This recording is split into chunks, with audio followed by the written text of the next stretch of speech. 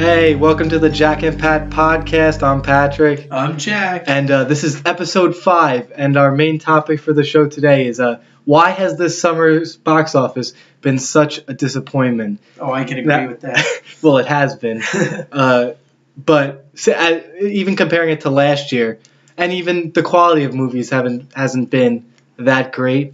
It's the summer. You want to see good, fun movies, and some of these have been clunkers. There's been some good movies, but people aren't saying so because they're not going out to see the movies. And we'll start it off. Any thoughts why you think this summer's box office hasn't been up to par? I mean, it's not over. We still got a few more big releases. But I think one of the things right off the bat is that it's definitely really noticeable. Like last summer, you had, I think it was 12 or even 13 movies that went well over 100 million in the box office. Well, you had huge hits like Jurassic World, Age of Ultron records, Age of Ultron, and this summer has just been. Civil War. You start off the summer with a bang with Civil War. Got that right there? That is true. Makes a lot of money. Everything goes down from there, and the two biggest hits since Civil War have been animated. So that's saying something. They're taking their kids out, but there hasn't been a quality like adult. I'm not saying there hasn't been, but people haven't been going out. There hasn't been the big blockbuster, and I have a theory. All right, explain your theory. Too many sequels. I 100% agree. Like you got Alice Through the Looking Glass disappoints. You got Now You See Me 2. Did anyone even think that would do anything? You got Ninja Turtles Out of the Shadows. The Purge. The Purge actually did pretty well. Oh, did it? Yeah, because it has like a 10 million. It's Blumhouse. But it's still a sequel. But that's not. You're trying to ruin my thing. X-Men Apocalypse disappointed.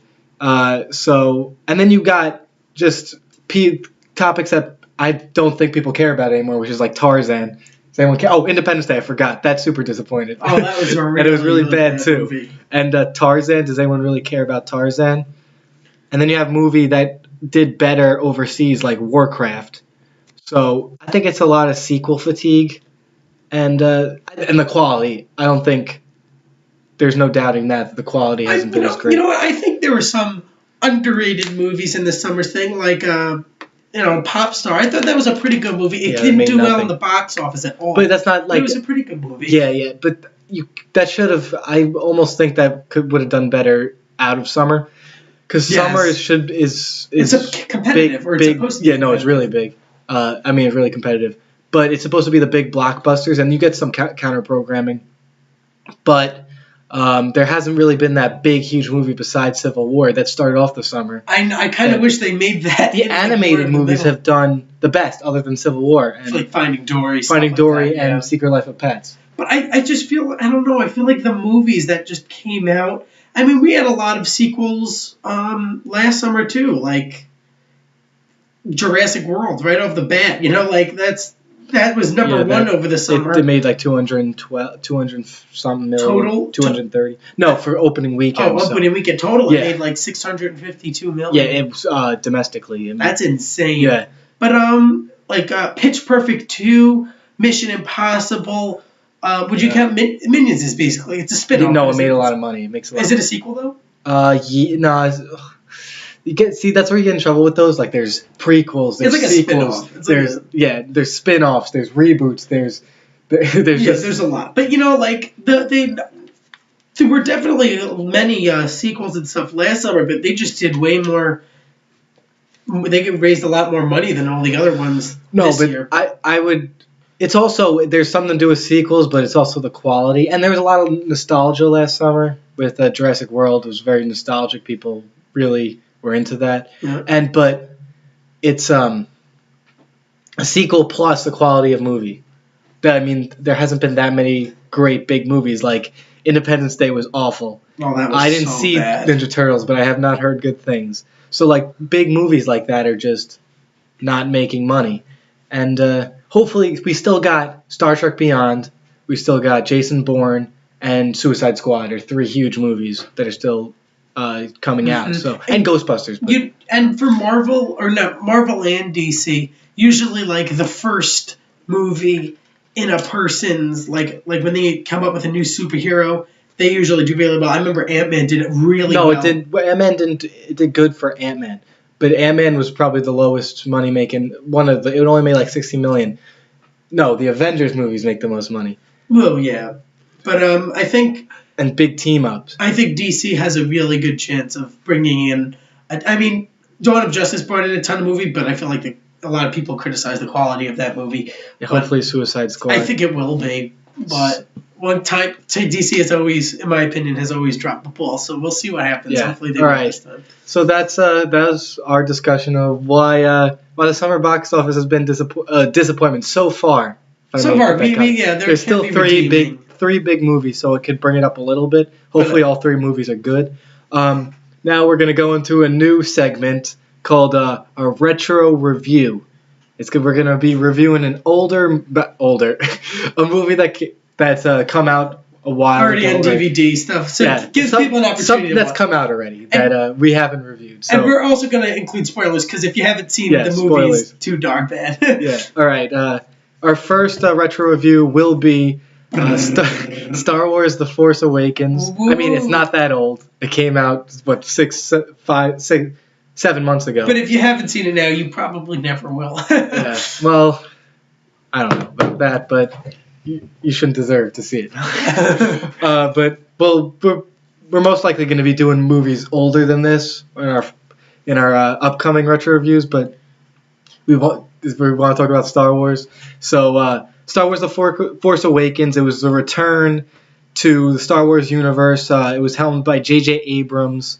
And it was produced by Kathleen Kennedy after Disney paid $4 billion to buy Lucasfilm from George Lucas. Oh my! And it starred Daisy Ridley and John Boyega as Rey and Finn, respectively, and Poe Dameron. As Oscar Isaac as Poe Dameron, and of course the original cast, and Adam Driver as Kylo Ren.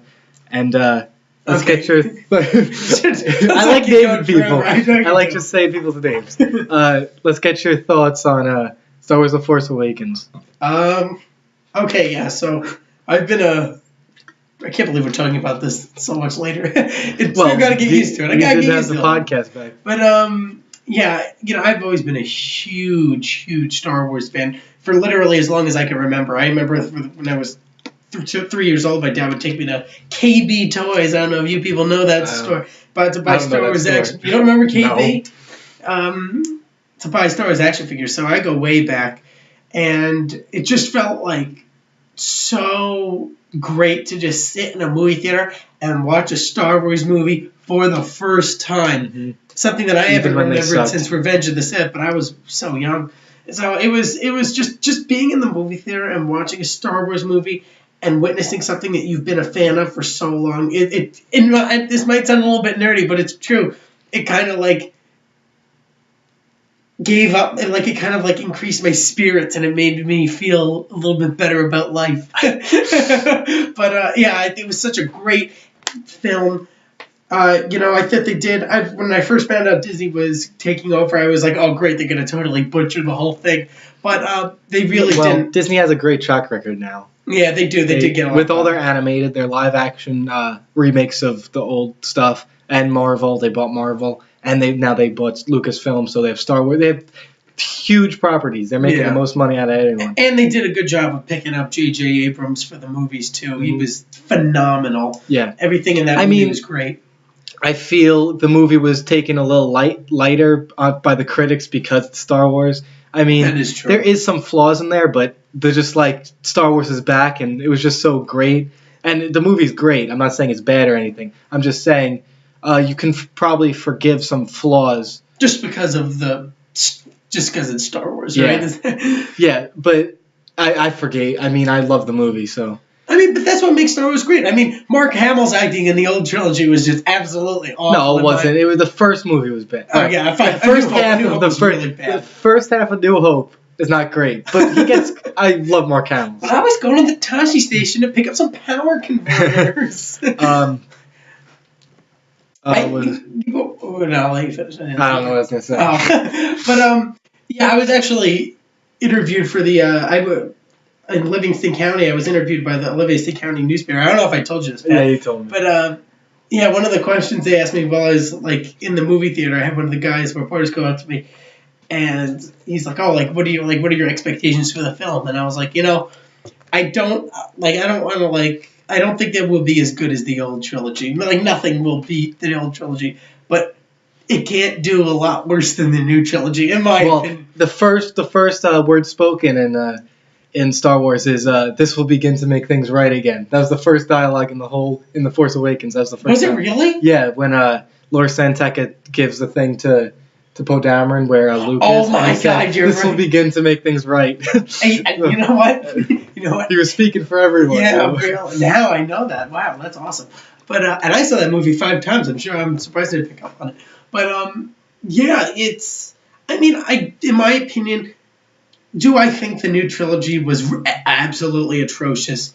Yes. Yeah, kind of. But the first two were horrible. All right, in my Attack the opinion, Clones I don't mean to worse. get too off topic. Wait, I just want to say something. I used to think, I used to like to say Phantom Menace was worse than Attack of the Clones, but upon rewatching like twice in the past year, Attack of the Clones is the worst. And it has the worst title. So bad. It has the worst title too. Attack of the. That's what bad. I was saying. I mean, everybody hates Episode 1. I'm not a huge fan of it. It's better than 2. I've come to. And it has a good title at least. Episode 1 is not good. But Episode 2 is just bad. It's so bad it makes Episode good look a little better. And Episode 3 is whatever. It's not horrible. Episode it's not 3 was something that like everybody was anticipating for. Like it was better. It's like it was better than the first 2. Nowhere near the original trilogy, but just something that brought Revenge of the Sith down was when he asks the Emperor about Padme, and he's like, he doesn't survive it. He just like he brings his arms up. He's like, no, it's so bad. In high school, I wrote a pretty big paper on why the new trilogy was just bad, and one of the things I talked about was dialogue. That dialogue was just pure crap. The acting was awful because they were acting all in front of green screen. There was no practical effects. Oh, absolutely. And it's just like everyone's wooden performances. The dialogue is bad too. Yeah, the dialogue is really bad. Anakin, you're breaking my heart. When they're in Episode 3, when Obi-Wan's fighting Anakin, they're standing on those pod things as they're going across the lava, and Obi-Wan's like. Anakin, Chancellor Palpatine is evil. All right, they're fighting each other. They're trying to kill each other. And Anakin's exact words are, from my point of view, the Jedi are evil. Who the fuck would say that while they're trying to kill each other? Like, that's not a quote. That's not the exact wording anybody. And like, he just goes from he's like wants he's helping. He wants Mace Windu to arrest Palpatine. Then he just Palpatine. We got up with Force Awakens, and we just went right to the original. Wait, I just have to get this. But then he's like. Mace Windu is like he's using the Force lightning and he's deflecting it off his own lightsaber onto the Emperor, and he's like help me, and he just cuts off his hands and shoves him out the window. Oh, and then he. You know what I think? I think we should talk about. I think we should have our own podcast about why the new trilogy. Well, that'll be a topic for. Yeah. All right, let's get off this back on the Force Awakens. Okay, yeah, Force Awakens. We could go into a whole episode about why the prequels are bad. Me personally, I thought it was just really good. The CGI in this movie was absolutely amazing. Except for maybe the Rathars were the best, but Rathars are pretty bad. The humor, there's a lot. I never made a deal with Contra Club. One of the things I like about J.J. Abrams too is he includes humor in his movies. It's just it was good. Something that the previous Star Wars movies didn't have unless it was just bad. The original trilogy was good. Yeah. The prequels, the humor was just crude. It was like Jar Jar stepping in crap or whatever. Oh, that's funny. But it's true. They have a couple of jokes in it. It was just It was a return to Star Wars glory. Mm-hmm, absolutely. A little bit surprised about the first time I saw it. I was surprised about Han Solo's death. I knew that was coming the whole time. But after it happened, I was like, yeah, everybody's like 80 years old. It kind of makes sense to kill them all. And, all right, so, yeah, that's, do you want to let's give rating. Here's the thing. I don't want to just give it 5 stars off the bat because it's Star Wars. Yeah, well, I'll go first. Yeah, I'm giving it a 4.5 I'm gonna give it 4.75. 4.75. Yeah. Is that legal? Are we allowed Yeah, to do that? we can go by 2.25s. I've deemed that. I deem that whatever. Okay. I So, deem that okay.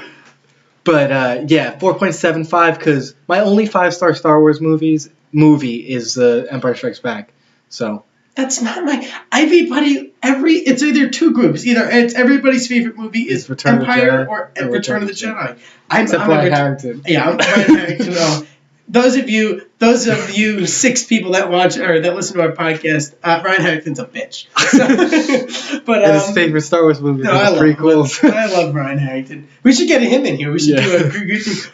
Dawn of Justice was the best movie ever made, but I hated Force Awakens. He hated Force Awakens. He's like, the plot didn't make sense. I was like, it's because you're too busy looking at your Tom Brady fan base. The plot made perfect sense. It was kind of straightforward. He's just a funny all guy. right. So what's your rating? I'm gonna give him. Since you customized your thing, I'm gonna give it a 4.95. No. I go by 0.25s. All right. Like quarters. How the hell should I know? Fine, I'll give it 4.75. Yes, you're not giving it 0.05 away from 4.755. I thought it was almost perfect. As close to perfect as you could get in a movie. I hope episode 8 is better. I'm really waiting for episode 8. You know what? I think even if people do think that, I don't think I will. And just because, like, now that we're anticipating other movies, I feel like it was just the new feeling of being in a movie theater for me watching it. It was pretty awesome. That's only a once-in-a-lifetime thing. All right, so that's our retro review of Star Wars The Force Awakens, Episode 7. And now we're going to go on to our box office breakdown discussion, blah, blah, of this weekend. And coming in at number 1. This is Pat's segment, so I'm just going to be quiet. You mostly do the box office breakdown. I know, I just say it, and then we talk about the box office. Wait, I'm trying to get this thing up. The Secret Life of Pets came in first with, I believe it was 103.5 million. Wow, we're going to see that movie, right? We didn't see it. I don't know. I don't know. Sorry, I'm having trouble getting this. I had it up. And now it's not coming up. You gotta take a screenshot. That's what I always do. What? I always take screenshots. It's a good idea. Good idea. It was a Secret Life of Pets came in number 1. Would that come out this past Thursday? Last week or? It's the first weekend. Oh. So Secret Life of Pets number 1, 104.35 million. All right, that's Secret Life of Pets, the animated movie. Number 2, Legend of Tarzan, made 21 million. Actually jumped from the number. It beat Finding Dory, which was beat it the last weekend. Number 3 was Finding Dory with 20.8 million. And then that number 4 was Mike and Dave Need Wedding Dates, 16.6 million. And then number 5, rounding out the top 5, is The Purge Election Year with 12.4 million. Was that its first week? No, second week. And what about Mike and Dave's? First week. Okay. So, Mike and Dave did better than some people thought. Secret Life of Pets kind of just blew everyone away. People were predicting between like 70 and 80, and it made 104. So you know what I realized about Secret Life of Pets? Quick thing. It is literally Toy Story. Like, it is the exact storyline as Toy Story. Think about it. Like, a whole bunch of pets hanging out when nobody's looking. A new pet comes along, like Buzz in Toy Story. They get lost. It's literally the same storyline as Toy Story, except with pets. So, who is it? Did Disney do that? No, it was Illumination, which is a Universal. Oh, okay. All right. At least it was a different company. If it was freaking Pixar, I would be like, come on, get original. But yeah, it's a children's movie. It'll always do pretty well. Yeah. So that's box office of the weekend, and let's go into some news stories of the week. We got upcoming Comic-Con. So DC is bringing Wonder Woman and Suicide Squad to Comic-Con. And Marvel is probably bringing Guardians of the Galaxy and Doctor Strange. We're also getting a new Rogue One. Well, that's coming at Star Wars Celebration. Oh, when is that? That's coming. That's this weekend. Okay. That trailer is coming Friday. It's probably going to drop. I don't know if because they live stream the stuff for Star Wars Celebration. they live stream the panels and stuff, so they'll probably come out with that. It's gonna play during the live stream. Is this like an actual 2-3 minute trailer? It's 3 minutes. Okay, so it's not like a 30-second ad thing. All right. No, it's a full longer than most trailers. I really hope we have that speech. What will they do when they catch you? What will they do when they break you? If you continue to fight, what will you become? What can you become? Yeah, so very excited about all that new stuff. I'm trying to see if I can go to the New York Comic Con in October, so hopefully you'll see. If me and Pat end up there, we'll be sure to post some stuff on our podcast page and Twitter account. So, anything else? What do you want to add? Anything? There was some new Suicide Squad stuff that dropped. Some set visit stuff from June, but that'll be exciting. It'll be a good movie to see. It's okay. So when is that? August? August 5th comes. It'll be a good way to end our summer. So yeah. All right. Some new stuff. Right. It's okay. That's going to be this episode 5 of the Jack and Pat podcast. You can like us on Facebook. Yeah, Facebook at facebook.com/the Jack and Pat podcast. Also on Twitter at twitter.com. No, at Jack and Pat. Follow us on Twitter at JackPat Podcast. And it's episode 5. We're doing some more stuff, I guess. And till the next time on the Jack and Pat podcast. See you later, everybody.